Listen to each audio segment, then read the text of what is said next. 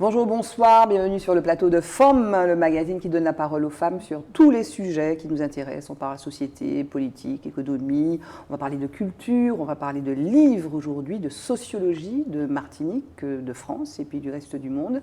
Ne bougez pas, vous êtes sur Zitata. FOM.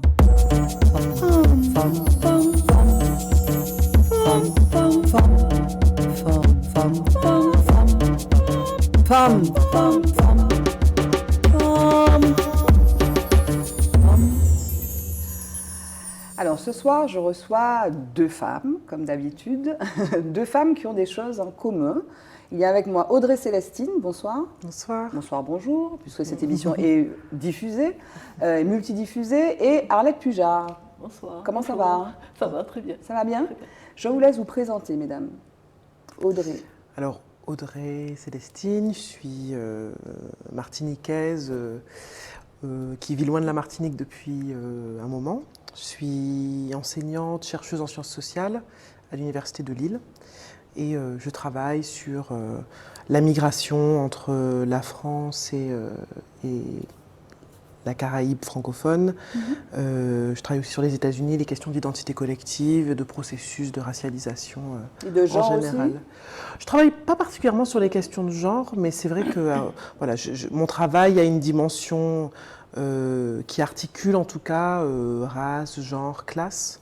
Donc un petit peu sur le genre, mais ce n'était pas effectivement le point d'entrée de mes Et travaux. vous avez écrit donc des articles et aussi des ouvrages, dont le Tout à dernier, fait. Des vies de combat femmes noires et libres, que je vais montrer. Mais il y a aussi eu avant, je crois que c'était en 2017-2018, Oui, en 2018, j'ai Une publié famille française. C'est Une famille française et La fabrique des identités, qui est un ouvrage plus universitaire D'accord. et qui porte justement sur les Antillais en France et les Portoricains aux États-Unis. C'était votre thèse. Et c'était ma thèse. Voilà. C'était quoi le thème, l'intitulé d'ailleurs? Alors, la thèse s'appelait Mobilisation collective et construction identitaire. Et le livre s'appelle La fabrique des identités. Voilà, fabrique des identités. Ouais. Et puis Arlette Pujard, donc je vous laisse vous présenter, Arlette. Alors Arlette Constant Pujard, donc je suis martiniquaise, mais j'ai une particularité, c'est que j'ai grandi à Marseille, Avec un accent dans le d'ailleurs. sud de la France. Oui. Voilà. Et j'ai décidé de rentrer à Martinique à l'âge de 20 ans. Et j'y suis très bien depuis, et très épanouie. Et j'ai fait ce choix parce que eh bien, c'est mon premier livre. J'ai eu la chance de venir en vacances tous les 2 ans dans la boutique de ma grand-mère, qui se trouvait au Tarsainville, à Fort-de-France. Et ce rapprochement avec ma grand-mère m'a permis de connaître la Martinique profonde et m'a donné envie, tout simplement, d'y vivre. De revenir. De revenir. Et j'avais même envie, parce que j'avais déjà vu qu'il y avait une école au Tarsainville, d'être scolarisée au Tarsainville et de rester chez ma grand-mère. Voilà, donc le premier Voilà. livre, en fait, c'est Vin Yvonne, la boutique de Mademoiselle Yvonne, que je montre. Alors, ce sont des scènes de vie quotidiennes. Voilà. Et puis le deuxième, Et puis donc le on va en deuxième, parler voilà. aussi, mais Oui. donc c'est Suzanne. Une Suzanne, trajectoire de vie en Didan, en déo. Alors, c'est une histoire vraie, et comme vous voyez, Suzanne est entourée d'un mandala. Simplement, c'est une trajectoire de vie, donc de la naissance à la disparition, parce elle a disparu il y a 3 ans déjà. Et c'est une histoire vraie qui représente une parcelle de vie dont on ne parle pas beaucoup en Martinique, qui est celle des institutions de charité qui accueillaient donc les orphelines et qui était dirigée par des religieuses venant de l'Hexagone. Une histoire très particulière que l'on méconnaît et que j'ai voulu remettre au goût du jour, tout en rendant hommage à Suzanne et en rendant hommage aussi aux personnes qui travaillent dans les EHPAD aujourd'hui et qui ont travaillé à l'époque à l'asile des vieillards, qui est devenu Centre Aventura, qui s'est modernisé. D'accord. Et donc des ouvrages qui parlent de femmes. Qui parle de femmes. Pas tout à beaucoup, fait. mais alors il y a quelque chose que vous n'avez pas dit de vous, c'est que vous êtes docteur en droit public et que vous êtes à la tête d'une institution qui s'occupe de formation de la fonction publique. Voilà, alors c'est le CNFPT, Centre national de la fonction publique territoriale, et j'ai également une casquette d'enseignante-chercheur, puisque j'enseigne le droit public donc à l'université, et plus particulièrement en droit de l'environnement, droit de l'urbanisme, puisque ma thèse a porté sur le foncier, la gestion responsable du foncier. Et aujourd'hui, c'est d'actualité, puisque Ouais. on voit les glissements de terrain, on voit toutes les perturbations que l'on connaît. Et j'ai une commande là d'un ouvrage, d'un article scientifique à rédiger pendant mes vacances. Mais vous savez, alors, moi je connais Arlette parce qu'on est membre d'un collectif qui s'appelle Les Sages, d'ailleurs, donc c'est Sabine Andrivon-Milton qui est historienne, Oui, bien sûr, oui. qui est spécialiste, qu'on a reçu dans Forme, qui est spécialiste de l'histoire militaire, tout à notamment fait. des Antilles. Il y a Jala qu'on a reçu aussi, qui est marionnettiste, ventriloque, etc. Et Conteuse. la dernière, donc c'est Sage, donc Sabine, Arlette et Jala. Jala. Mais je ne savais pas tout ça. Je ne savais pas que Arlette était spécialiste du droit de l'environnement. Voilà. Donc c'est pour ça qu'on fait cette émission, Audrey, pour faire découvrir les Oui. femmes et l'amplitude de ce qu'elles font. Mais du coup, je ne suis pas étonnée parce que le nom m'était assez familier. Enfin, droit public et sciences politiques sont souvent dans les mêmes départements, d'ailleurs, Oui, dans les oui. mêmes facultés. Oui. Et du coup, je pense que j'ai déjà dû lire des articles De Arlette. Oui. d'Arlette. Et puis, je trouve qu'il y a beaucoup de choses déjà en commun dans ce qu'on a dit. Alors, je trouve ça assez drôle, la naissance et la vie à Marseille. Moi, je suis née à Dunkerque, alors c'est à l'autre bout. Ah, c'est les deux villes vraiment opposées sur plein de plans, mais ma famille... Moi, je suis née à Dunkerque, je suis arrivée ici à 4 ans et j'ai passé beaucoup de temps au Terre-Saint-Ville parce que c'est là que mon père a grandi. Mon père se dit bolivarien parce qu'il a grandi à la rue Bolivar. Et je pense que je suis allée dans la boutique parce qu'elle vendait des petites pastilles de couleurs et des pastilles à la menthe. Et donc, je me dis, il y a cette petite boutique. Enfin, je pense à une petite boutique quand on allait voir les grandes-tantes dans les années 80. Alors, c'est peut-être pas celle-là, mais en tout cas, je vois l'esprit qu'il pouvait y avoir. Et puis surtout, enfin voilà, moi, j'ai grandi aussi bercé des histoires que racontait mon père sur ce que c'était qu'une enfance entre Terre-Saint-Ville et Trenel. Voilà. Est-ce qu'on mythifie pas cette époque-là? Non, moi je ne crois pas. Je crois que c'est au fond de nous-mêmes. Ouais. Mais tout le monde n'a pas connu cette époque précisément. Oui, je ne pense pas qu'on la mythifie. Moi, des fois, j'étais très surprise d'entendre mon père raconter tellement de joie dans son enfance quand, objectivement, il racontait le départ en France à 14-15 ans, les coups. Moi, j'adorais ma grand-mère, mais ma grand-mère élevait seule 7 enfants et elle les tapait. Et donc, une enfance qui était racontée, parce que je pense qu'il y avait aussi beaucoup d'amour. Moi, j'étais aussi qui était élevée de manière, je pense, extrêmement... douce. Je trouvais tout ça un peu terrifiant aussi. Donc et puis c'était aussi des histoires de pauvreté, des histoires de difficultés telles qu'on doit traverser l'océan alors qu'on n'est même pas sorti de l'enfance. Du coup, c'est une période pour laquelle j'ai une forme de tendresse, mais que je ne mythifie pas non plus parce que enfin, ma grand-mère, elle a eu à un moment un appartement à la Cité aux Anames et c'est... Tout est en dur, l'eau courante marche, tout ça fonctionne, parce que c'était pas ça les Terre-Saint-Ville. C'était pas de tout à l'égout, c'était pas tout ça. Donc, mais bon, effectivement, on aime à raconter des histoires de cette époque. Voilà, les femmes potomitans, alors qu'elles ne le sont vraiment pas toutes. On n'aime pas non plus cette notion-là, on l'aime moins. On l'aime pas. Pour moi, c'était un prétexte. Oui, la boutique, c'était un prétexte, Oui. simplement, pour parler de nous.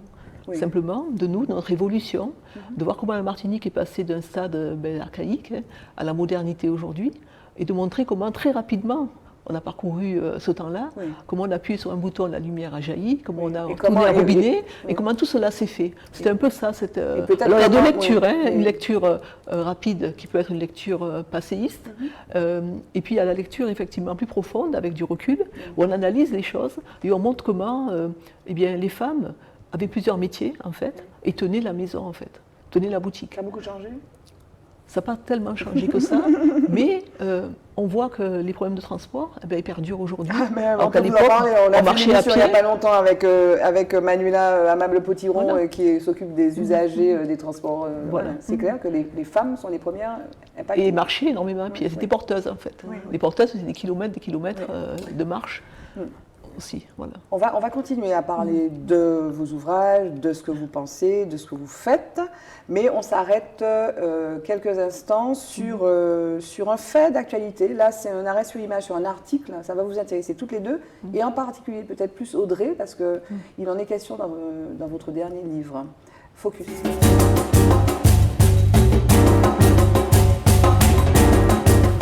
Alors, je voudrais vous faire commenter un excellent article qui est paru il y a quelque temps dans Le Monde. Alors, je ne sais pas si c'était Le Monde abonné, en tout cas, c'était un article assez long de Benoît Hopquin, je ne sais pas si on dit comme ça, Hopquin, qui parlait des sœurs Nardal. Et alors, je pense à vous parce que vous en parlez aussi dans votre dernier ouvrage, donc des vies de combat. Donc voilà, on voit cette capture d'écran. Donc les sœurs Nardal. aux avant-postes de la cause noire, donc par ce journaliste, qui est un grand reporter du Monde et qui est spécialiste notamment de l'histoire des Noirs en France, puisqu'il a écrit d'ailleurs déjà un livre, je ne sais plus, je crois que c'était en 2009, donc c'est Noirs qui ont fait la France. Je ne sais pas si vous connaissez Audrey, vous avez entendu parler de... Alors moi j'ai lu ce long article oui. et du coup j'ai regardé un peu ce qu'avait fait effectivement le journaliste. Je pense que j'avais dû tomber sur des articles de lui sans vraiment l'identifier. Oui, il a beaucoup écrit en fait sur l'immigration, une forme d'immigration finalement des Antillais. Il a écrit sur des personnages aussi. Par exemple, cet ouvrage qu'il a sorti en 2009, donc ces Noirs qui ont fait la France, c'est Du Chevalier de Saint-Georges à Aimé Césaire. Il a écrit aussi sur... en fait, il est grand reporter, donc il a écrit aussi sur un préfet qui était en poste ici, un ancien du RAID. Donc c'est quelqu'un qui se spécialise. Mais en tout cas, je voulais qu'on parle... Préfet Mancini. Exactement, voilà, le préfet Mancini. Je voulais qu'on parle des Sœurs Nardal, puisque vous y consacrez un chapitre dans le dernier ouvrage. Est-ce que vous connaissez l'histoire des Sœurs Nardal, Arlette? Oui, alors j'ai fait des recherches. On entend beaucoup parler d'elles ces dernières années. J'ai fait des recherches récemment, ces Sœurs Nardal, parce que mon prochain ouvrage portera sur le lycée Solcher. Ah oui. Donc j'ai fait des recherches et j'ai constaté qu'elles ont beaucoup. Elles ont été d'abord à l'école à Fort-de-France. À Fort-de-France, oui. Voilà. Et dans l'article que j'ai lu, on montre leur évolution par rapport à l'éducation. Oui. Voilà. C'est l'éducation qui leur a permis justement d'avoir cette ouverture-là. Oui. Alors dans votre ouvrage, Audrey, donc vous leur consacrez un paragraphe, enfin un chapitre plutôt, dans la première partie, Vivre libre. Donc ce sont des femmes, des Martiniquaises, qui sont allées en France, qui ont fait des études et qui ont évolué dans le Paris des années 30 et qui tenaient un salon en fait à Clamart. Et par lequel sont passés des intellectuels, pas seulement français, donc comme Aimé Césaire, mais aussi américains. Et en fait, leur salon était un peu l'incubateur. Donc Paulette et Jeanne, ou Jeanne, je ne sais pas comment on dit, ça s'appelle Jeanne, était un peu l'incubateur de finalement la négritude. Et on leur a peu rendu justice. Sauf depuis quelques années où il y a même des pétitions pour qu'elles entrent au Panthéon, il me semble. Et puis il y a des choses, il y a des places, des rues, oui, Nardal mais maintenant à c'est Paris. pas si... Et puis c'est vrai que pendant un moment, c'est vrai que c'est des noms dans certains milieux qu'on pouvait entendre sans forcément connaître beaucoup de choses de leur vie. Et puis moi, les premiers échos que j'ai pu avoir d'elles, c'était qu'elles avaient ce salon et que j'ai découvert par la suite les écrits vraiment politiques qu'elles pouvaient avoir et puis ce qui s'est passé dans leur vie, parce qu'effectivement elles étaient éduquées, mais elles faisaient partie du coup de cette frange assez, j'adore cette photo qui est dans l'article. Elle est magnifique. Qui avait cette éducation qui était une éducation qui était assez bourgeoise, classique, française, etc. Et que du coup elles sont parmi les quelques femmes noires qui apparaissent dans les années 30, parce qu'il y a une population noire importante. Et puis elles sont noires en fait, ce qui est particulier. Mais c'est des femmes. Voilà, c'est des femmes. Il n'y en a pas beaucoup. C'est des femmes et elles sont noires, avec cette éducation bourgeoise. Et alors moi ce que j'ai trouvé, je ne sais pas ce que vous avez pensé de cet article, parce que cet article n'est pas tendre, avec notamment, on parle de Césaire, d'Aimé Césaire par exemple, qui a toujours gardé ses distances parce qu'il n'aimait pas, on dit qu'il n'aimait pas les salons, certes, mais en même temps ces femmes ont été vraiment ce qu'on comprend, et on le dit de plus en plus, sans peut-être les sœurs Nardal, il n'y aurait peut-être pas eu la négritude telle qu'elle s'exprimait. C'est un peu votre... En tout cas, c'est ce qu'elle disait, elle. Oui. Je veux dire, à la fin de sa vie, Paulette Nardal disait finalement, c'est nous on a beaucoup réfléchi, conceptualisé, elles ont écrit, elles ont monté des revues, elles ont échangé, elles ont fait se rencontrer des gens à la fois d'espaces différents, mais de classes différentes aussi. Et je pense qu'il y a quelque chose d'important qui se passe pour elles lorsqu'elles arrivent à Paris, qu'elles découvrent la réalité de l'ensemble du monde colonial, et puis qu'il y a cette question à la fois d'identité, d'union. Elles rêvent d'une espèce d'international nègre, comme elles le disent à l'époque. Et puis en même temps, il y a une trajectoire. Moi, ce que je trouve assez fascinant avec Paulette Nardal, qui est celle à qui je consacre un... C'est celle qui a mené un peu le clan. Oui, et puis qu'il y avait un côté à la fois qui est très catholique, mais qui ne se définissait pas nécessairement comme une féministe, mais qui de fait avait la question de l'émancipation et des droits des femmes au cœur de son action. Et donc, elle ne rentre pas complètement... Moi, ce que j'aimais, c'est qu'elle ne rentre pas dans des cases bien définies. Donc, ce n'est pas une communiste, comme le passage. Non, mais après, elle s'est ralliée à De Gaulle. C'est ça, donc c'est une gaulliste. socialiste. Donc c'est une figure que je trouve intéressante, qui est aussi une figure de son temps, mais qui... qui est en nuance, voilà, c'est ça qui est intéressant en fait. En fait, c'est vrai que l'histoire, c'est un peu ça. L'histoire, on ne veut retenir, on a souvent cette discussion-là avec les historiennes, ne veut retenir qu'un aspect des gens. Elle, voilà, c'est quelqu'un. Enfin, ce sont des femmes qui sont inclassables, quoi. Elles sont inclassables, elles évoluent entre plusieurs mondes, effectivement. Et puis, ce qui est intéressant, c'est qu'elles font se rencontrer des gens d'espaces différents qui peut-être ont permis que mûrisse cette idée finalement de la négritude. Et c'est vrai que depuis, alors les premiers ouvrages sur les sœurs Nardal, il y en a beaucoup qui sont parus aux États-Unis, hein, mais voilà, ça a commencé il y a au moins 20 ans. En revanche, effectivement, depuis une dizaine d'années, il y a quelque chose qui émerge et qui, je pense, est aussi le fruit, bon, là, il y a clairement la recherche académique, mais de la volonté d'un certain nombre de jeunes femmes noires françaises d'en savoir plus sur des figures qui seraient françaises. Enfin, très souvent, on voit circuler sur les réseaux sociaux des choses comme bon, bah, c'est bien Rosa Parks, mais en fait, en France aussi, il y a des figures. Il y a aussi des figures qui sont importantes, qui ont marqué ça. Et c'est vrai que les sœurs Nardal, c'est assez étonnant qu'on n'en sache pas plus sur elles et sur leurs pensées politiques, sur leurs actions, mais sur leurs pensées, sur ce qu'elles ont créé. Oui. Elle, Suzanne Roussy, c'est pas voilà, juste derrière, juste après non, il y a deux chapitres avant, mais vous parlez aussi de Suzanne Roussy-Césaire, quelqu'un à qui on rend de plus en plus justice, qui était donc la femme de son époux, mais qui a été aussi très importante dans la maturation de certaines idées, notamment avec la revue Tropique dans les années 40, 41, sous comment il s'appelait le représentant de Pétain ici, l'amiral Robert. Mais qui était dans l'ombre. Et qui était dans l'ombre de Césaire. Donc vraiment, on assiste finalement à un mouvement depuis quelques années qui va vers cette justice qui est rendue à ces femmes, des intellectuels. Et puis qui mettent en avant leur production. Elles n'ont pas juste été là à soutenir leur mari. Elles ont produit, elles ont créé. Et je commence d'ailleurs le portrait de Suzanne Roussy par le fait qu'elle adapte une pièce dans les années 50 qui disparaît. Et que je pose la question, mais comment une pièce peut-elle disparaître dans les années 50 qu'une grande bibliothèque brûle, qu'il y ait une guerre et tout, et que ça dit quelque chose, cette disparition d'une pièce, c'est presque une espèce de métaphore de l'invisibilité qu'elle peut avoir plus tard dans l'histoire. Et puis après, il y a une forme de flambeau qui est repris par notamment Ina Césaire, moi je trouve, hein, qui a aussi un portrait dans le livre. Mais c'est vrai que ce sont des figures que j'ai découvert véritablement à l'âge adulte. Oui. Véritablement à l'âge adulte, tout en fréquentant quand même des milieux très tard. Si on regarde la toponymie des quartiers, des rues à Martinique, il n'y a pas ces noms-là. Ça vient, maintenant ça vient. Ça commence. Oui, ça commence. Que des noms d'hommes.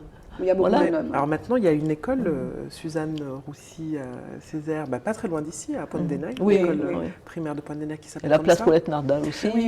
Mais c'est vrai qu'au-delà des noms de rues et des... Je pense que c'est important de savoir ce qu'elles ont, parce qu'elles ont pensé des choses qui sont très fortes. Et puis elles ont écrit aussi des choses, En tout cas, ce travail est entrepris, on dit bravo, et donc vous l'avez fait, et j'ai vraiment, quand j'ai lu avec beaucoup d'intérêt l'article de Benoît Hopquin, et je vous invite à le lire, Arlette, et à vous qui nous regardez, parce qu'il est aussi très nuancé, quoi. C'est-à-dire qu'on parle de ce qu'elles ont fait, on parle de leur famille, on parle de ce côté effectivement pas ambivalent, mais disons complexe, et de cette distance que ces intellectuels, c'est pas très tendre, je trouve, avec certains de nos grands intellectuels masculins, on va dire. Il faut lire, il faut lire cet article dans Le Monde, et il faut lire aussi des vies de combat, femmes noires et libres, mais il faut lire aussi les autres... En tout cas, moi, c'est sûr que je vais le lire, parce que... Oui. On va en parler, on est là pour ça, mesdames, c'est pas fini, hein, non, on vient de commencer. Mots de femme, tout de suite.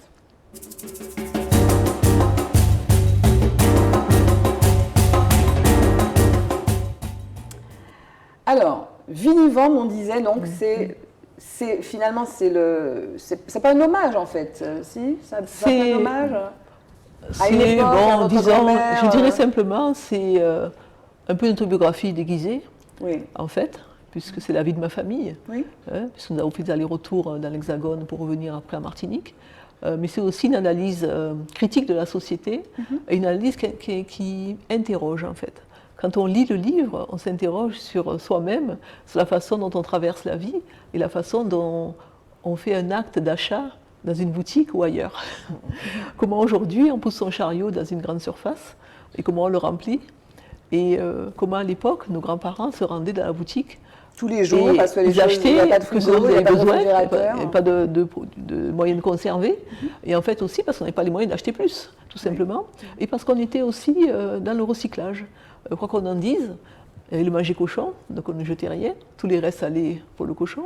Et puis, tout était conservé. Par exemple, les bacs où il y avait de la viande salée, on les conservait. On conservait également les seaux en plastique où il y avait le beurre, où il y avait tout ça. On conservait tout cela.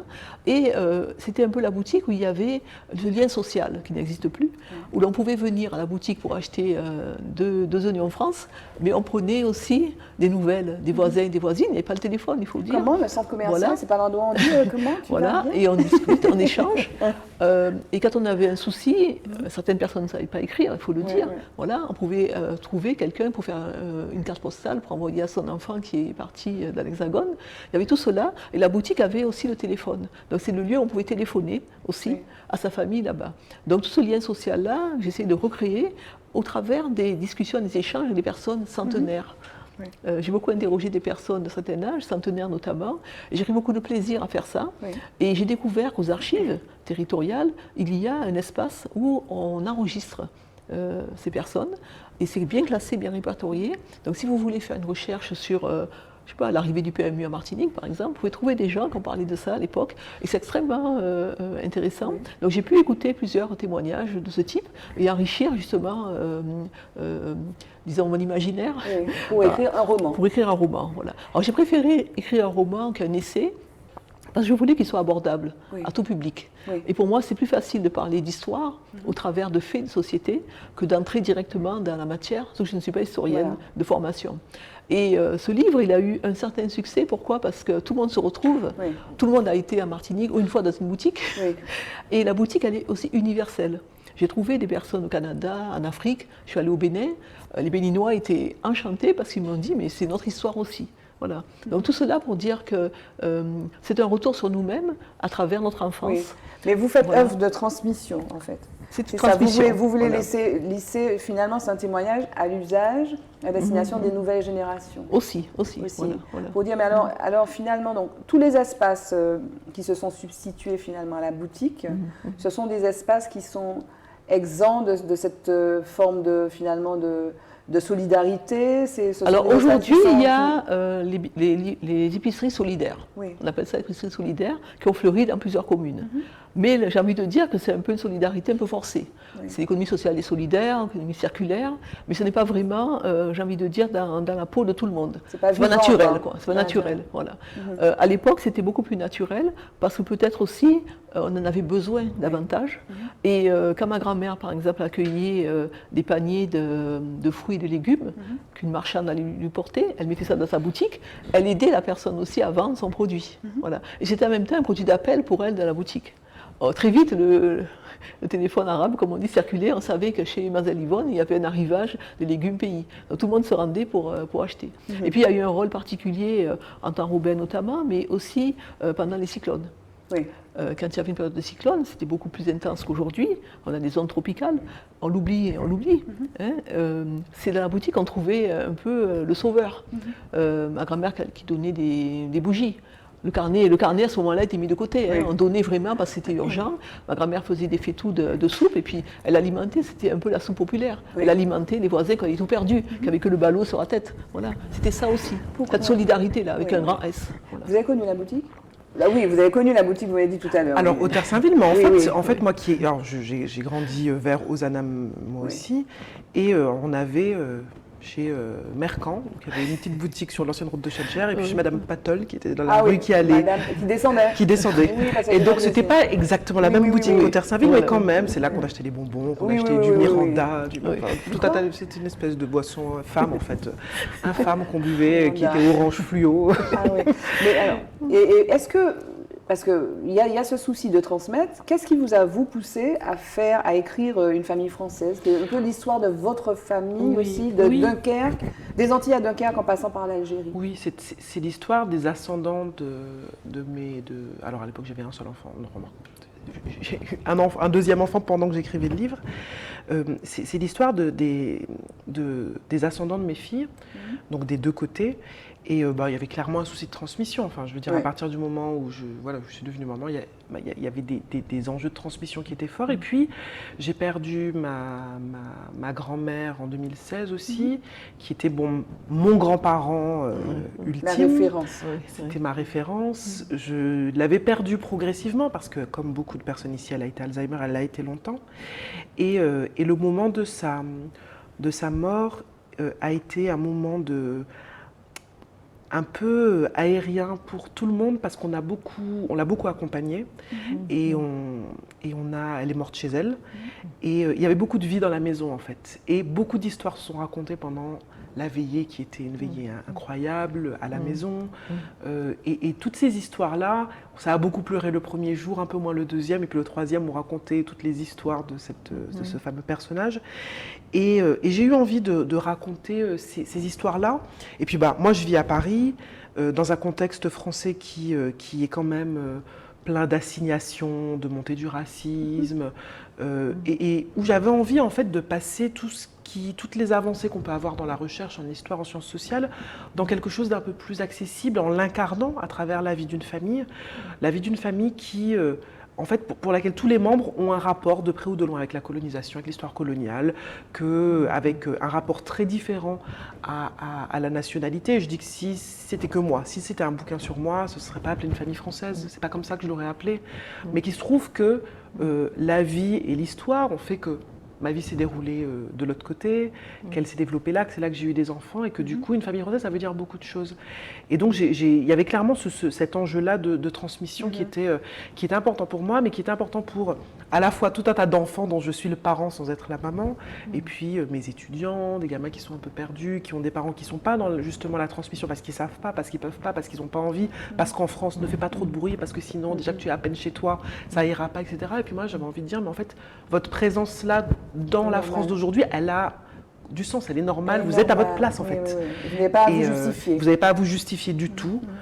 Et du coup, d'inscrire ça dans une histoire d'un siècle de vie entre la France, l'Algérie, l'Espagne, entre le nord et le sud, beaucoup au bord de la mer en fait, parce qu'il y a beaucoup de Marseille, de Toulon, d'Oran, de Dunkerque, Fort-de-France-Marie-Galante.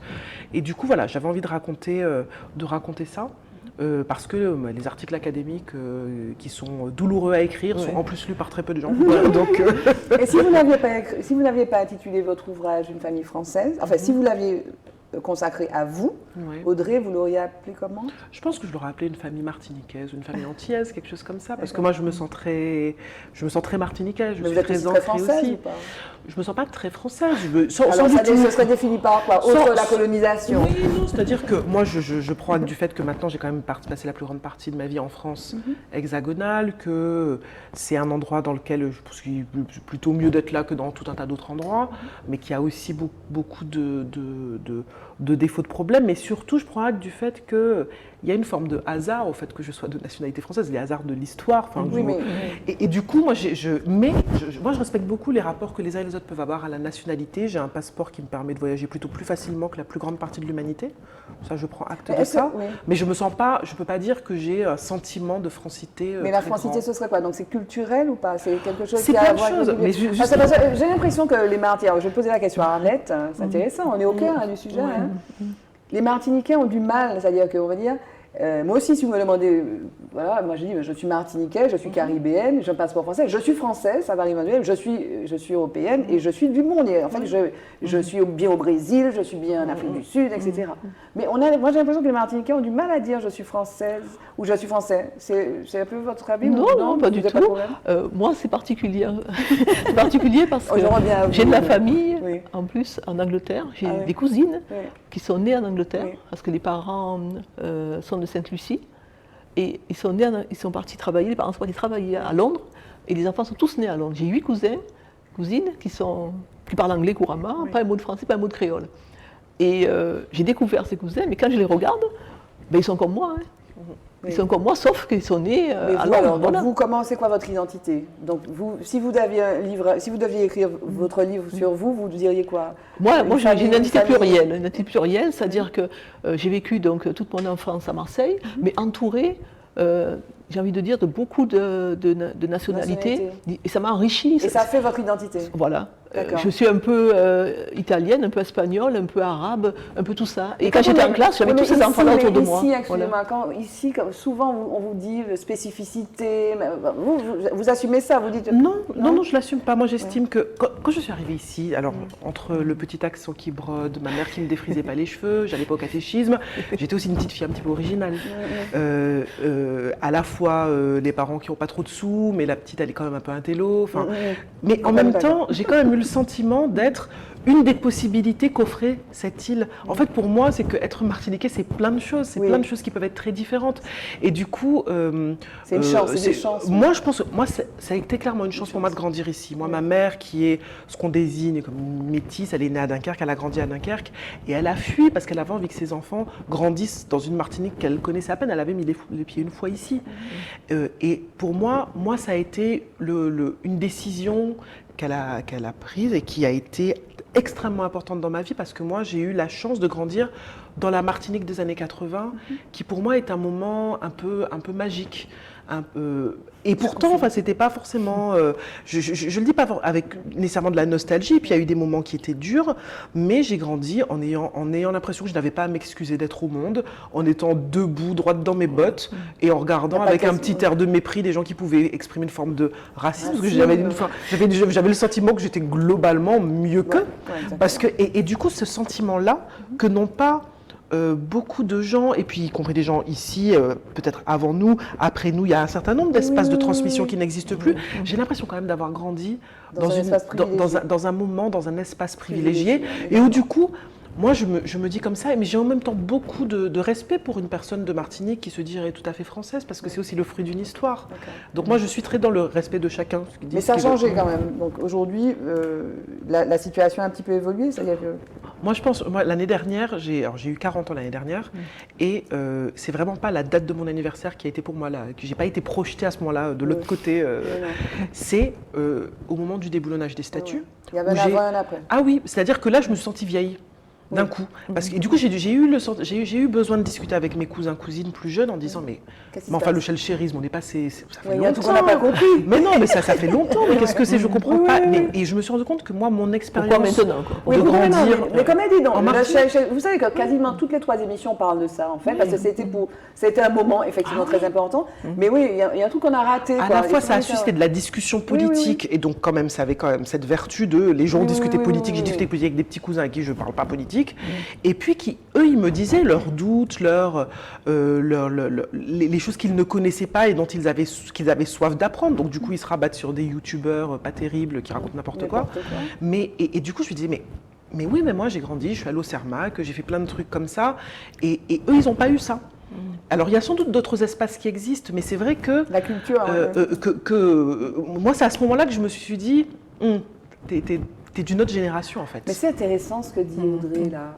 C'est vrai, en fait, vous mettez le doigt sur quelque chose, finalement, dans cette incompréhension, c'est que la culture, qui est quand même un espace qu'il faut investir pour traiter ces questions-là, la question de l'identité notamment, a été sous-investie ces dernières années, ou en tout cas pas de la même façon que... Ou alors peut-être surinvestie de manière un peu vide.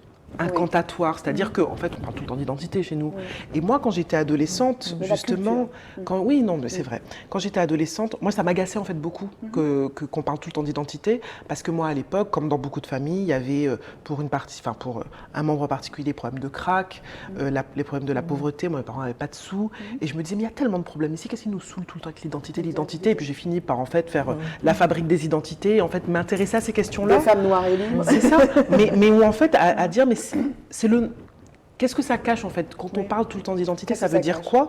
Et où en fait je me dis, peut-être que le plus important, en tout cas c'est mon point de vue, c'est pas tellement de comprendre ce que c'est le contenu de l'identité, mais qu'on ait des configurations sociales, politiques à des moments qui permettent à des choses d'émerger et à d'autres moments ça ne les permet pas. Et c'est ça qui m'intéresse dans l'identité, c'est les moments pendant lesquels il y a de la chose, de la création, des choses qui se passent, et puis des moments où on est juste dans une espèce d'incantation, on est comme ça en recherche, en souffrance, mais on n'est que ça.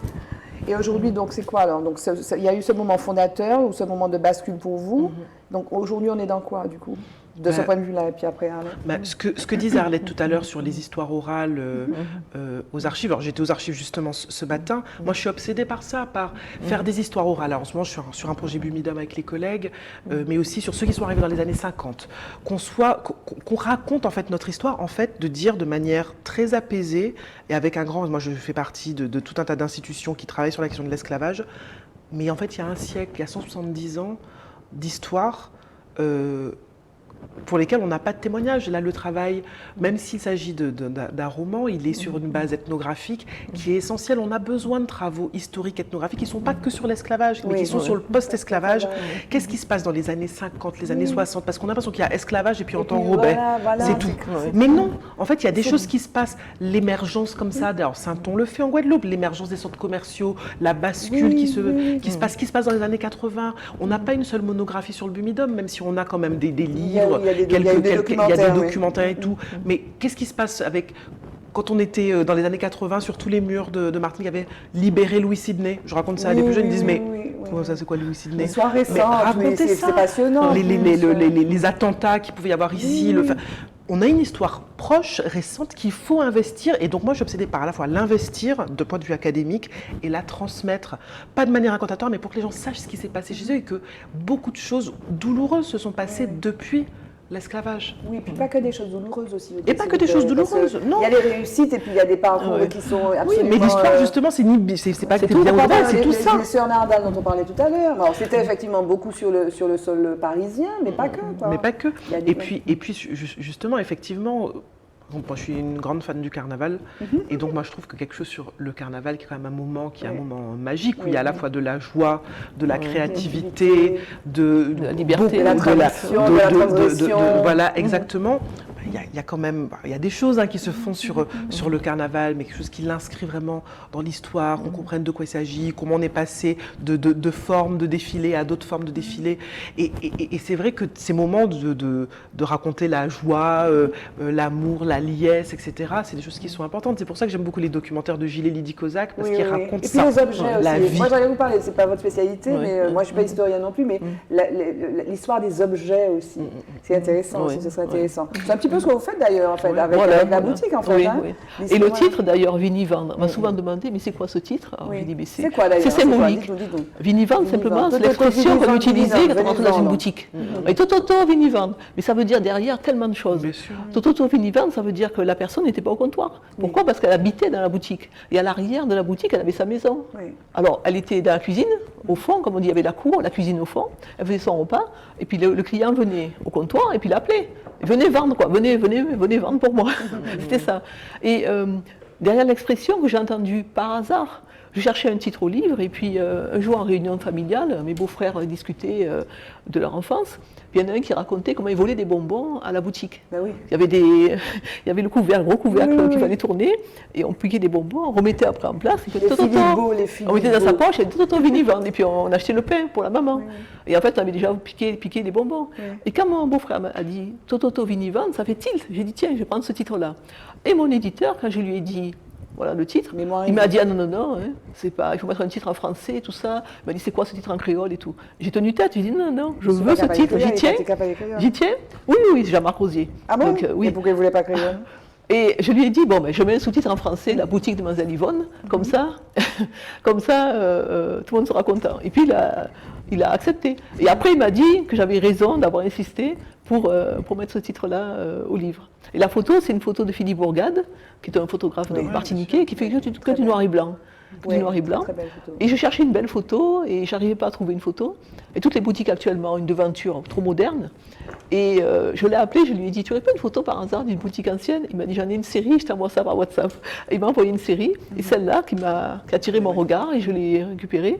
Et tous les gens qui ont acheté le livre m'ont dit qu'ils avaient été séduits par la couverture, voilà, qui était lumineuse, et qui traduisait bien la boutique.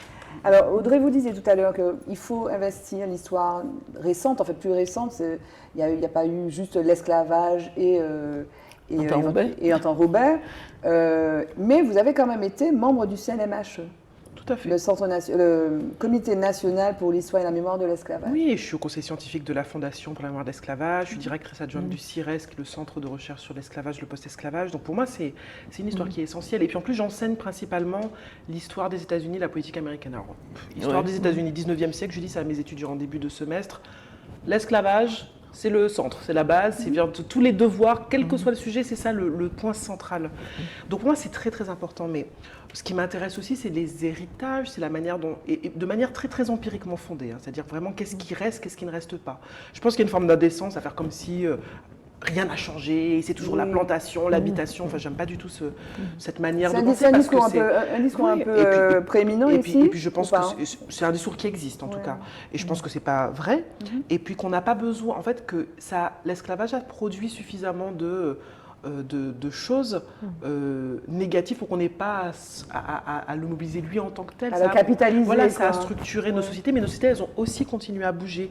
Et c'est cet équilibre-là, moi, je pense, qui est à la fois moins vendeur. Hein, enfin, je veux dire, on est moins. Moi, si je fais une chaîne YouTube demain, j'aurai des choses. Si c'est pour dire c'est un petit peu plus compliqué, ben, c'est sûr que ça aura moins de succès que de dire on vit encore sur la plantation.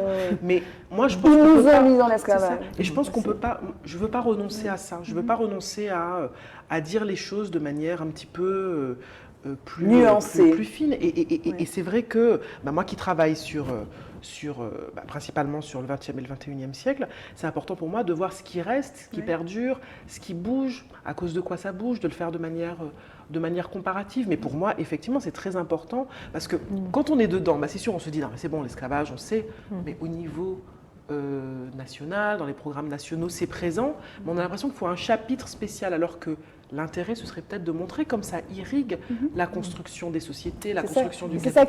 C'est ça qui manque aussi. C'est en fait qu'il y ait plein de trucs dans tous les chapitres. Oui, voilà. Mais c'est peut-être ça qui manque au niveau national aussi, pour peut-être qu'il y ait peut-être moins ce malaise, non? Oui. Parce que juste, je fais un parallèle, hein, peut-être que je vais trop loin, mais je lisais récemment un article sur Haïti. Haïti, ça fait partie de l'histoire de France. Bien sûr. Haïti fait partie de l'histoire de France. Pas seulement avant la révolution haïtienne, 1804, mais après aussi. Et on a l'impression, et d'ailleurs c'est un article aussi critique enfin, de ce point de vue-là, on a l'impression que Haïti est sorti de l'histoire de France, alors que, vous voyez ce que je veux dire, et cette histoire-là est peu connue des Français, alors que ça fait partie de l'histoire de France. On devrait parler d'Haïti, on devrait parler de Toussaint Louverture dans tous les livres d'histoire. Quand on fait la Révolution française, on devrait faire effectivement la Révolution haïtienne, et on ne le fait pas. Et on ne le fait pas. Et en tout cas, on ne le fait pas de manière centrale. Mais il faudrait le faire. Et ça, je l'explique aussi, comme j'ai la chance, encore une fois, d'enseigner l'histoire des États-Unis, j'explique à mes étudiants, mais qui tombent des nues, parce que mes étudiants, c'est des petits Français. Quand je leur parle de l'événement qu'est la Révolution haïtienne au niveau mondial. C'est un événement mondial. Ce que ça implique en termes de la vente d'une partie du territoire de l'Amérique du Nord, de la France aux États-Unis, tout ce que ça implique, mais ils me regardent et disent mais qu'est-ce qu'elle raconte? Qu'est-ce qu'elle raconte? Et je leur dis mais en fait ça devrait être tellement important, c'est central dans l'histoire de France. C'est Marcel Dorigny en fait, ça me revient. C'est Marcel Dorigny qui en parle très bien dans un ouvrage collectif, La fracture coloniale. Et en fait, il n'y a pas si longtemps que j'ai relu ça. C'est presque un chapitre introductif. Donc, il parle d'Haïti et du fait qu'effectivement, ce moment important de la Révolution française sorte de l'histoire de France. Et puis qu'il y a un impact sur comment se développe l'esclavage dans le reste des Amériques. C'est-à-dire qu'il y a les types sont terrifiés dans la Caraïbe. Ils se disent, mais en fait, les esclaves, ça peut se révolter à ce point-là. Exactement. Et puis créer. Qu'est-ce que c'est? Et ça a un impact vraiment sur. Nous, on a beaucoup d'images en tête, et en France, il y a beaucoup d'images. En gros, l'esclavage, c'est les États-Unis, c'est le coton, etc. C'est ça l'image qu'on a dans la tête. Mais c'est le durcissement qui se fait, la montée de violence qu'il y a dans l'esclavage aux États-Unis, notamment après. C'est la révolution haïtienne aussi.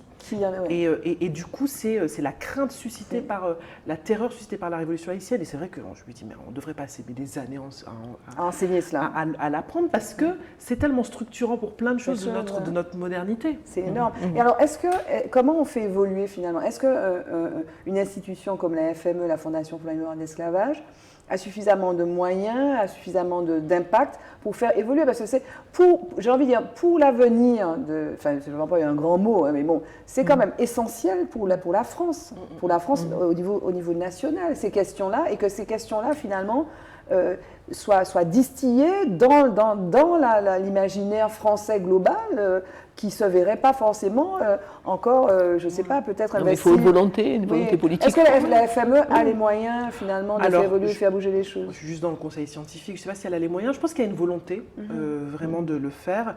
Et puis, je trouve qu'il y a un vrai dynamisme, c'est-à-dire qu'ils tentent vraiment beaucoup de choses, beaucoup de formats, ils essaient vraiment d'être présents, d'intervenir dans le débat public, mais je pense que ça ne peut pas être le travail d'un seul acteur. D'ailleurs, il n'y a pas un seul acteur qui agit sur ces questions, il y a aussi tout un tas d'associations et tout.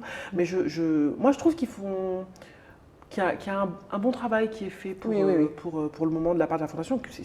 C'est à la fois beaucoup de gens dans les différents conseils et puis la direction par notamment Dominique Taffin qui était justement aux archives ici. Donc oui, moi, en tout cas, je trouve qu'il y a quelque chose de positif qui se fait là. Mais voilà. Mais ça prend du temps. Ça prend du temps. Mais en même temps, on a l'impression que ces dernières années, je ne sais pas si vous avez ce sentiment-là, Arlette, que c'est quand même des questions. Des fois, ça se fait avec brutalité, comme l'année dernière d'ailleurs, une espèce de consensus presque mondial, finalement. Enfin, il y a eu le déboulonnage ici des statuts. Après, il y a eu George Floyd. Mais bon, cette question-là, quand même, est devenue un peu centrale, la question, effectivement, de la mémoire, du rapport aussi à l'histoire. Mais moi, j'ai envie de dire qu'au-delà de l'esclavage, aujourd'hui, il y a un travail qui se fait sur les Amérindiens. Si on regarde ce qui se passe à Vivey, Cap-Nord a repris, dans le centre d'interprétation à Vivey, il y a un gros travail d'archéologie. Et ils ont recruté un jeune Martiniquais qui s'appelle Mathieu Écrabé, qui est archéologue, qui travaillait à Saint-Denis, dans la région parisienne, et qui est revenu à Martinique et qui fait un travail de fouille archéologique, mais c'est vraiment inimaginable. Et on commence à porter à connaissance de la population ces fouilles archéologiques. Et il réalise des sensibilisations tous les mercredis, tous les samedis, au grand public. Et les gens viennent nombreux, avec les enfants et tout, pour découvrir justement l'héritage amérindien, qui est resté un peu de côté, un peu dans le déni. Et aujourd'hui, on essaye de remettre cet héritage amérindien dans la culture collective. Et ça me paraît intéressant. Il y aurait aussi à parler de l'héritage, ou en tout cas de l'héritage indien aussi, voilà, dont on ne parle pas, voilà. Bien sûr, et puis voilà, moi je pense que justement, à la fois la recherche, le journalisme, la littérature, qui a quand même beaucoup le cinéma nourri, aussi. le cinéma aussi, il y a quand même, voilà, il y a aussi des petites initiatives, des choses qui se font. Moi, c'est très étrange parce que je pense que j'ai à la fois il y a des choses qui se passent, mais alors, il y a eu un documentaire qui a été mis sur YouTube sur le Cermak, qui raconte l'histoire du Cermak, et en fait, on se rend compte que beaucoup de jeunes qui sont pourtant impliqués dans la vie culturelle, qui font des choses, il y a des tiers-lieux qui ouvrent dans Fort-de-France et tout, connaissent pas cette histoire-là. Donc il y a vraiment des liens à faire, des espaces à recréer. Des espaces à recréer. Il y a la station culturelle qui a ouvert il y a 2 jours. Enfin, il y a des choses comme ça. On sent qu'il y a des envies, et puis en même temps, il y a un certain nombre d'éléments objectifs, la démographie catastrophique, il y a bien évidemment la question du chlordécone, et puis je pense un vrai besoin non seulement d'histoire, mais d'un vrai projet pour l'avenir. C'est quoi la Martinique en 2050 ?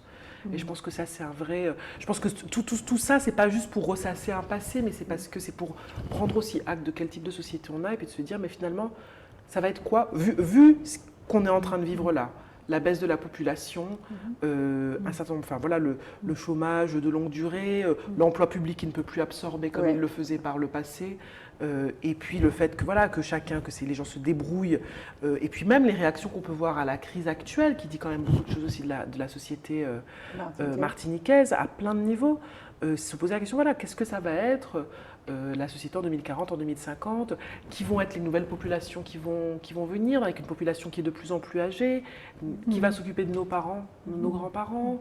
Mais tout ça, c'est l'opération du professeur Aimé Charles-Nicolas, article en 36 heures pour demain. Et pour participer à des ateliers, j'ai trouvé ça vraiment génial. Oui, où il y avait des personnes de tous horizons, des chômeurs, des étudiants, des personnes retraitées, des personnes actives, et ça phosphorait, quoi. Et sur tous les champs. C'est extrêmement intéressant.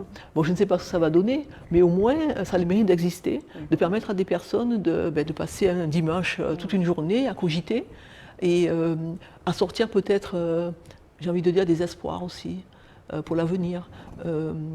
Pour eux-mêmes ou pour leurs enfants, mais c'est extrêmement riche, et de voir la posture des étudiants aussi. Moi, j'ai été bluffée par la richesse des propositions qui ont été formulées. Par les étudiants de Oui, les étudiants, oui. Okay. Oui. Parce qu'en fait, c'est vrai qu'il faudrait qu'on en parle effectivement un peu plus. C'est vrai que ça se fait. Il y a eu de temps en temps, on voit un peu de publicité pour cette opération, mais c'est sur le long terme. Oui, sur le long terme. Voilà. Ça fait plus de 2 ans. Plus de 2 ans, ouais. Voilà. La pandémie est un peu ralentie, mais on est passé au distanciel. Ça va se conclure comment, du coup ? C'est samedi, en septembre, au mois de septembre, par un grand événement, et sur 3 jours, où il y aura partout en Martinique des tiers-lieux, où tout le grand public pourra participer à cet événement, à donner son avis, sa position. Voilà. Et c'est ce qu'on appelle un médiathon. Est-ce que vous avez le sentiment aujourd'hui qu'on est à un moment, effectivement, un moment un peu particulier, un peu charnière, on regarde, en fait, on a l'œil rivé sur 2040, on connaît les faits et chiffres. On sait vieillissement, 42% de plus de 75 ans, ou quelque chose d'aussi énorme. Mais est-ce que, voilà, on est vraiment dans ce moment-là, quoi. Mais on n'a pas encore les solutions, donc on est en train de les construire. C'est ça qui crée aussi peut-être le malaise aujourd'hui. Moi, je pense qu'on est dans la créativité aussi. Il y a beaucoup de créativité.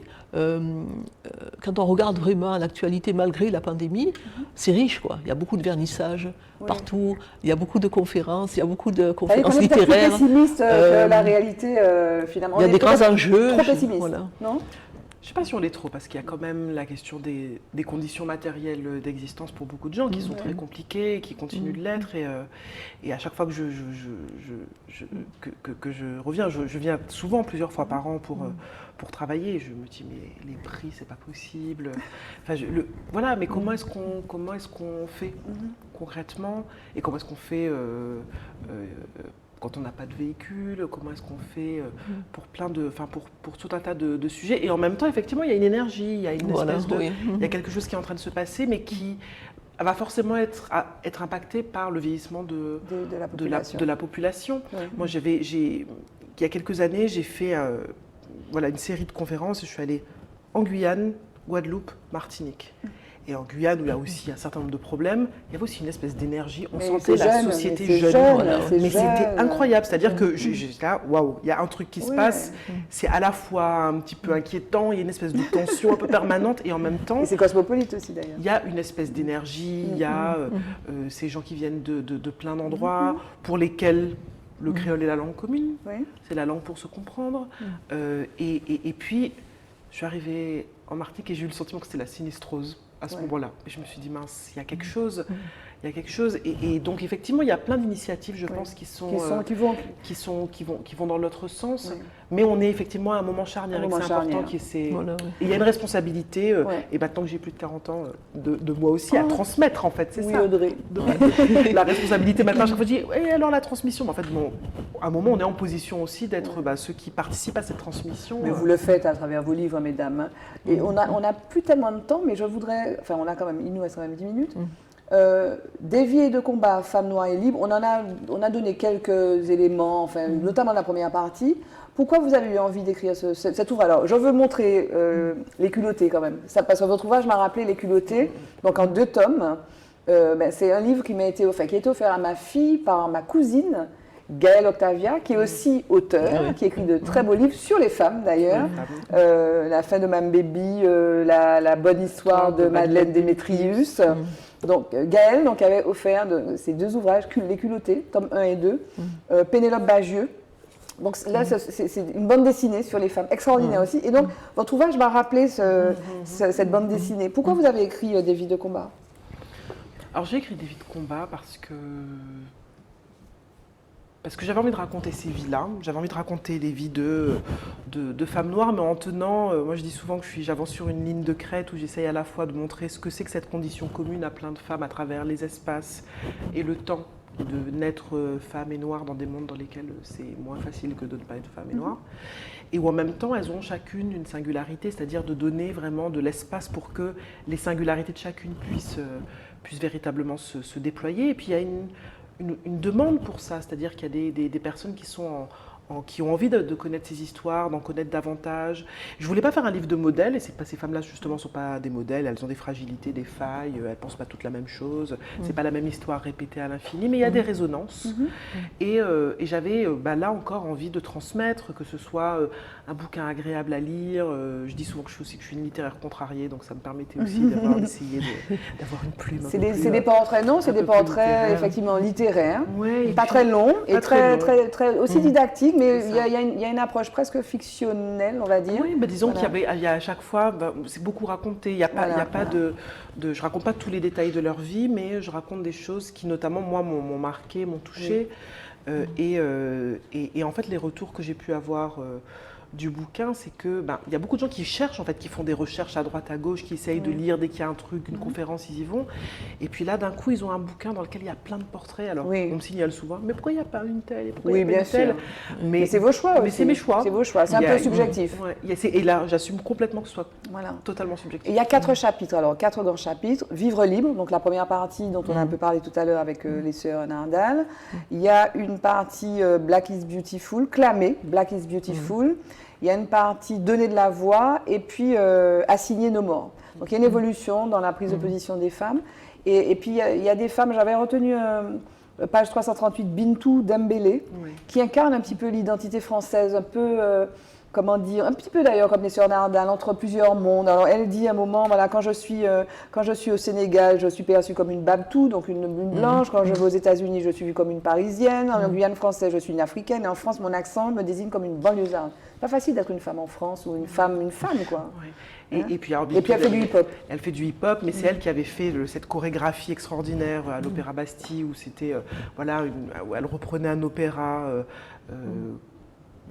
complètement, qui avait la danse des sauvages et tout, et en fait ça devient un truc hip-hop qui dure 3 heures, c'est formidable. Moi, Bintou Dembélé, à chaque fois que je la vois, je pleure de toute façon, parce qu'elle moi j'ai accroché à ce portrait-là. Et puis c'est la France effectivement d'aujourd'hui. C'est la France d'aujourd'hui, oui. Mais bon, qui a du mal en fait à trouver sa place, sauf à dire qu'elle est bien partout, quoi. Et finalement qu'elle arrive à être bien partout, elle est obligée, quoi. Mais c'est pas toujours évident. Et alors, Arlette, on en a un peu parlé, mais vite fait, Suzanne, donc l'idée de cet ouvrage, donc c'est encore une femme d'ailleurs. Oui. C'est un hasard ou quoi?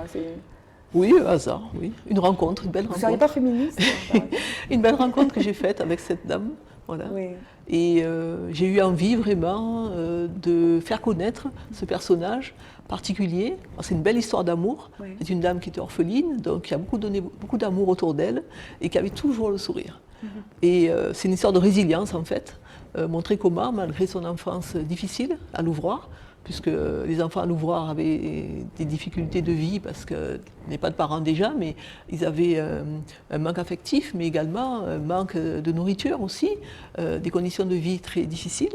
Et malgré ça, elle a grandi entourée de petites filles et elle s'en est sortie pour sortir de Louvroy, parce qu'à l'âge de 20 ans, elle était placée dans des familles bourgeoises, et des familles béquées notamment, et elle n'avait pas de revenus. Elles étaient un peu à l'identique des restes avec, que l'on appelle en Haïti les enfants qui sont placés. Et c'est l'ouvreur qui encaissait le salaire. Et avec ce salaire-là, on faisait vivre les autres orphelines. Voilà. Et derrière tout ça, il y a aussi l'histoire des religieuses qui arrivaient en bateau, souvent très jeunes. La moitié mourait pendant la traversée. Et elles arrivaient ici, 18-20 ans, elles s'occupaient des petites orphelines martiniquaises. Et souvent d'origine bretonne. Donc elles ont appris à broder aux enfants. Donc il y a beaucoup de Martiniquaises qui ont connu l'ouvroir et qui sont de bonnes brodeuses. Et donc Suzanne brodait très bien et elle a fait des robes de baptême, des chemins de table. Et beaucoup de familles martiniquaises ont encore des draps brodés, des robes de baptême de Suzanne. Et sa fierté, c'est de dire que partout dans les familles bourgeoises, elle a laissé sa trace. Quelque part. Voilà. Et il y a une histoire d'amour contrariée, mais c'est une histoire extraordinaire. Voilà. Oui, on n'en dit pas. Voilà, il faut découvrir. Mais je vais le lire avec intérêt. Moi, je trouve ça extraordinaire ce que vous racontez alors, je le vois aussi avec les yeux de sciences sociales, mais sur le travail, sur l'exploitation, les femmes prises par l'exploitation, donc longtemps après l'esclavage. Et puis la religion, l'impact de la religion aussi. La religion. Voilà. Moi, je vais l'acheter et le lire avec grand plaisir parce qu'on a besoin d'ouvrages justement comme ça. Voilà, Alors l'ouvroir était situé, se situe la mairie de Fort-de-France aujourd'hui, l'ouvroir général de Gaulle, et beaucoup de Martiniquais l'ignorent. On ne savait pas qu'il y avait un orphelinat à cet emplacement-là. Voilà. Mais c'est pour ça que vous êtes là, mesdames. Donc juste à côté de l'ancienne prison, quand d'un coup je suis entendu Oui, dire, tout à fait. c'était, Voilà. Et c'était jusqu'à quand? Dans les années 50, a disparu. Et votre prochain ouvrage, donc c'est Lycée Schellcher. Voilà. Alors je retrace l'histoire des lycéens de l'époque, toutes les générations confondues. Seulement Donc, les j'ai fait lycéens, beaucoup, les lycéens ou bien les profs les aussi? professeurs aussi, le personnel administratif également. Voilà. Et j'ai fait, depuis 2 ans et demi, je travaille sur des entretiens. Elle Alors, a je ne suis été- pas elle a sociologue, interviewé- elle a hein, mais interviewé Édouard Jean-Yann. voilà. D'accord. Voilà. Donc j'ai interviewé comme ça. Alors ceux qui ont été à la fois élèves, ensuite professeurs, Professeurs. ensuite pions, Il y en a etc. beaucoup qui ont été les deux d'ailleurs. Voilà. Et la plupart des élus sont passés par le lycée Schellcher. Et c'est une histoire mais formidable, Formidable. Moi qui suis n'est allée écrite chez nulle Schellcher, part. C'est l'histoire de quoi. siècle aussi. Tout à fait. C'est l'histoire d'un siècle. Et puis c'était une institution à la fois. oui. Voilà, moi toutes mes copines allaient au lycée Bellevue parce que c'était le Moi, lycée j'étais au lycée des, Schellcher. Voilà. c'était le lycée des cools. Et moi Voilà. je voulais pas aller au lycée. Il y avait quand même cette aura du Oui, lycée lycée Schellcher. du lycée Schellcher qui tombait déjà. Mais un qui peu était beau, en mais qui était ruine. oui. beau, qui était beau. Mais il y Et avait puis ce côté, derrière, ce côté ceux qui n'ont pas qu'on pu pouvait voir partout, accéder, partout. Ouais, ouais. ceux qui n'ont pas pu accéder au lycée Schellcher aussi, qui ont été au lycée technique à l'époque. Et c'était, bon, au lycée technique, c'était, voilà. Non, C'était oui, pas à l'époque. À l'époque, oui, à l'époque. voilà. Mais au tout Oui. début, enfin, lycée, Oui. lycée Schellcher dans les années 60, 50, c'était aussi, c'était pas qu'un lycée d'ailleurs, c'était le collège aussi. Oui, c'était même l'école primaire, ouais, ouais. l'école primaire, les enfantines, on Et puis il y appelait ça avait, il y les avait les enfantines. boursiers, non, ou les Oui, voilà, les internes, les externes, les voilà. internes, les voilà. internes.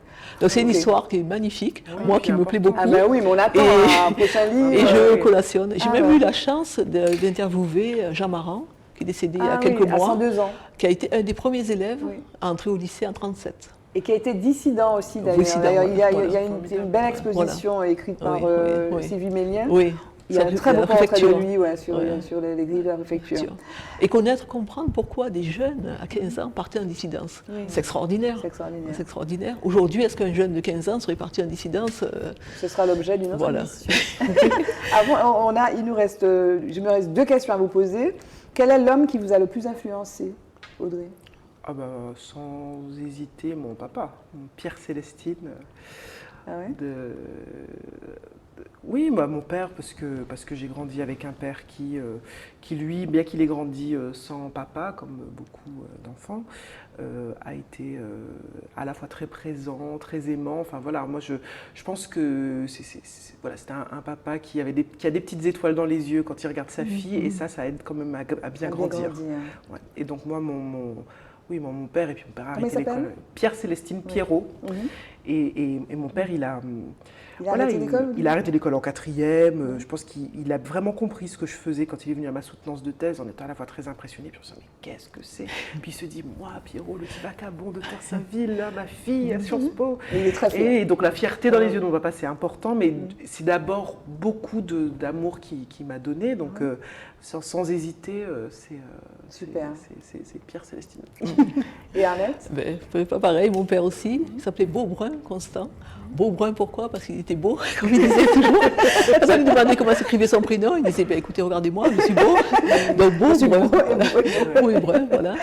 Pareil, il n'a pas fait de grandes études, mais il a toujours aimé le français, voilà, la littérature. Il me disait toujours qu'il faut avoir un livre en main. Voilà. Comme mon grand-père, Voilà. vraiment. Donc je pense que l'amour des livres m'est venu de mon père. Et bon, on a grandi, comme je l'ai dit, à Marseille. Et à Marseille, il dit toujours, sois fier de ce que tu es. Oui. Ne va pas ressembler aux autres, sois fier de ta couleur. Oui. Et ce qui m'a permis, effectivement, de grandir et d'être fier de ma couleur. Vous n'avez jamais eu de problème? Voilà, de me battre souvent contre le racisme, mais d'être bien debout. Voilà. Bon. Jingle, avant le mot de la fin.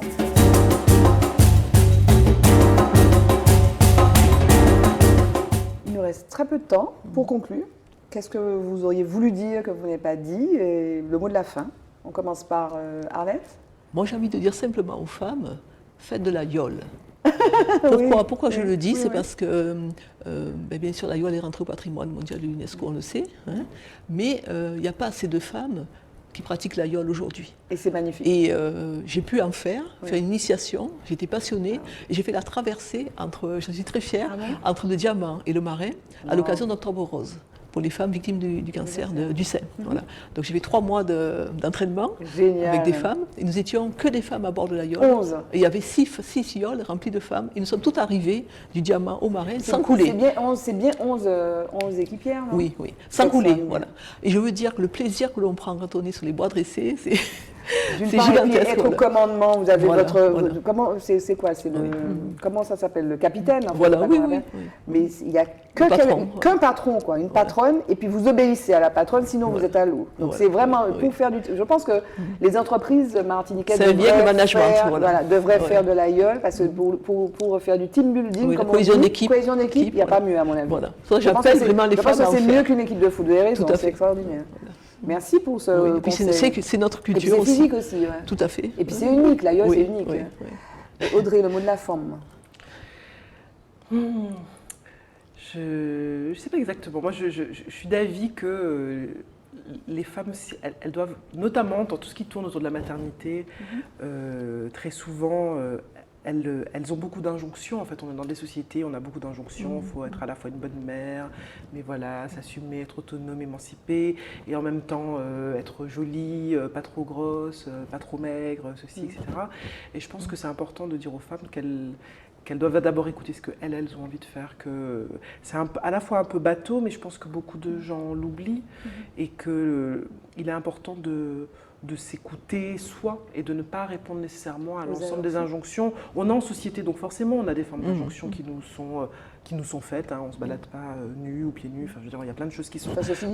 Les hommes ont moins de problèmes que nous. C'est sûr. Des hommes buste nus le long des routes, vous voyez ça. Par contre, une femme... C'est ça. Et du coup, c'est vrai que ce que je pense pour les plus jeunes, et je pense que je suis de plus en plus sensible à ça maintenant que ma grande rentre dans l'adolescence, c'est de ne pas se sentir obligé de répondre à toutes sortes d'injonctions. Soyez libre. D'être vraiment libre, et que ça veut dire concrètement, parce que des fois on se dit c'est une telle valeur tellement abstraite, parfois la liberté, ou un peu galvaudée, comme en ce moment, de se dire, c'est aussi de ne pas répondre à des choses qui fondamentalement ne nous font pas du bien. Et voilà, qu'on est aussi dans un monde qui est aussi plein d'opportunités, de possibilités, d'accès à la connaissance, sans doute trop, de toutes sortes, mais qu'en même temps, voilà, que c'est important de pouvoir, pour véritablement s'émanciper, de parvenir à ne pas être contrainte, écrasée par les injonctions du quotidien. Ça me laisse sans voix.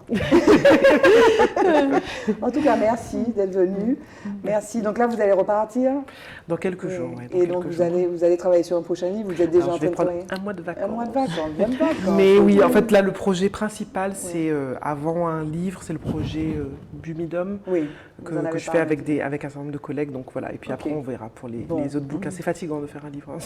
Ça prend du temps, mais c'est aussi libératoire, c'est passionnant. En tout cas, merci pour le travail que vous faites. Dans la transmission, on a beaucoup parlé de transmission, on a parlé d'avant, on a parlé de demain, on a parlé de maintenant. Merci d'avoir été nos invités sur le plateau Zitata et de Forme. Et puis, longue vie à vous en tant qu'auteur. Et puis, à très bientôt. Et longue vie à Forme aussi. À Forme aussi, oui. En tout cas, vous êtes sur Zitata, restez sur Zitata. On se retrouve dans un prochain épisode de Forme avec d'autres femmes, des femmes d'ici, d'ailleurs, des écrivaines, des auteurs, des historiennes. On reçoit quand même pas mal d'historiennes et c'est toujours aussi passionnant. Merci de nous avoir suivis. Et à bientôt. Femme.